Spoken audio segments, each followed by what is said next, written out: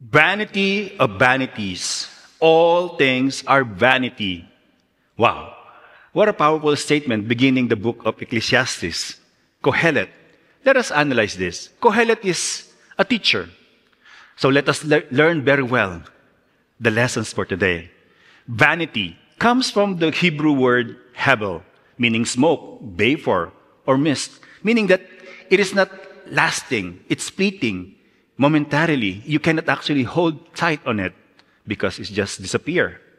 And so, because these are not words of a despairing man who has lost hope, but actually one who has sinned enough to stop pretending. They are the cry of a soul who has chased after everything, after everything the world promises, wisdom, wealth, prestige, achievement, and has found in the end hollow echo where he longed for fullness, happiness, and peace. So we could actually attribute this Kohelet to Solomon. In his old age, he's giving us the wisdom, for he experienced that very well. He speaks for those who have given their lives to toil, who have built empires of effort, only to realize that even their finest work will one day be handed over to another. That even the most beautiful legacy is not enough to still, to calm the ache, the longing, the pain within the human heart. And isn't this our story too?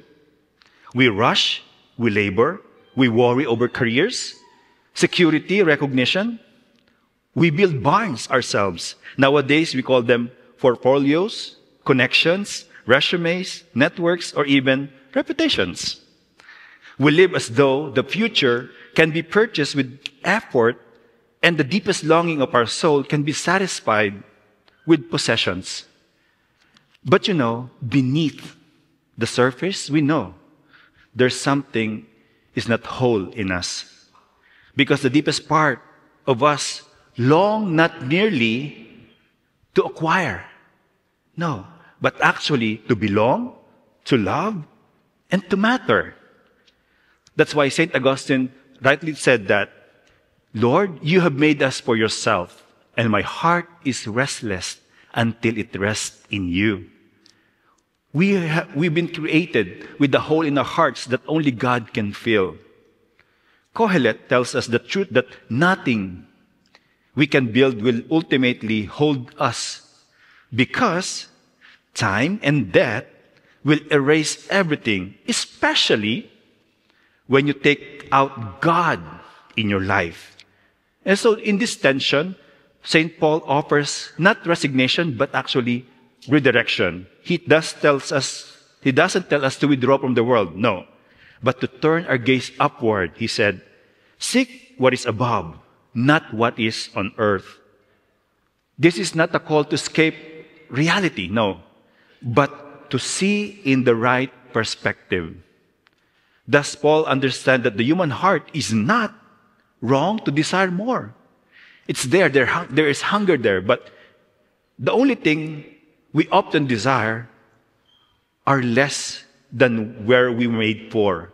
We are made for great things, for heavenly things, but we fill it with less things. So don't get me wrong. Earthly things are not evil in themselves, but they become dangerous when they seduce us into thinking that they are the ultimate. The gospel says, very well, listen to this, take care to guard against all greed. For though one may be rich, one's life does not consist of possession. He's telling us not just the greed for money. There are other greeds that we are desiring for fame, for other things that this world promises. Because the best antidote for greed is this, to think about death. Because all things in this world are passing away. A greedy person cannot be happy. Because there's never really an end to that desire to have more.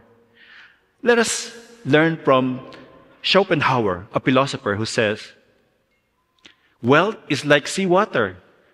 The more you drink, the thirstier we become. The same true of fame and other things. Or another philosopher, Seneca, he said, the most grievous kind of destitution is to want money in the midst of wealth. Right?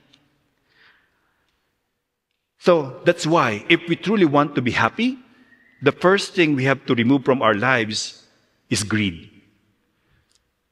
So let us live with gratitude, grateful life, a thankful life, beginning with the small things that we have, and hopefully it will bring us to things that we don't have too. We can be grateful for that.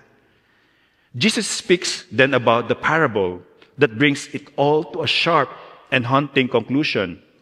The rich man experiences abundance in many ways, so much so that his barn cannot hold it. And so he does what most of us might do. Build bigger barns, expands, secures, and he tells himself, now you have plenty for years. Rest, eat, drink, be merry. Wow, what a life, right? But God interrupts his monologue. He's just talking to himself. Me, myself, and I. His family, his community, his neighbors are not present there. He's just talking to himself. And so he said, you fool, this night your life will be demanded of you. Just like that, the man's future disappears. All his plans vanish. And yes, his wealth remains. But he's gone. I love this very well. The saying, in death, there are no rich men, only rich relatives, right? Maybe you want to donate to the church, right? The man had planned for everything, for every possible future, except the one that most certain that he will die. This Sunday, this reading are not to scare us, but actually to free us from fear, from greed, from illusions, so that you can be free to love, free to live a life with purpose, with hope in eternal life. Because when you hold time like a possession, you panic when it is lost. Say, I still have time. I can do it tomorrow. Who knows? You will not wake up tomorrow. But when you treat time like a gift, you savor, you treasure every moment of it, and use it well. You know, this is what I remind people who are attending funerals, that where they are, those who pass, we will all be. It's just a matter of time. So what are you doing with your time given to you by God? I said to them, yes, this funeral mass is for the person who passed, but it's also a reminder for all of us. So having that in mind keeps me grateful, reflective, and of course, preparing myself. Is this the day? Am I ready? And so, this is a reminder for all of us. Jesus is not mocking the man for his success, no. He is not condemning him for his wealth. He is mourning the fact that the man lived as though he would never die, and died as though he had never lived. And this is sad. He had everything except one thing that matters.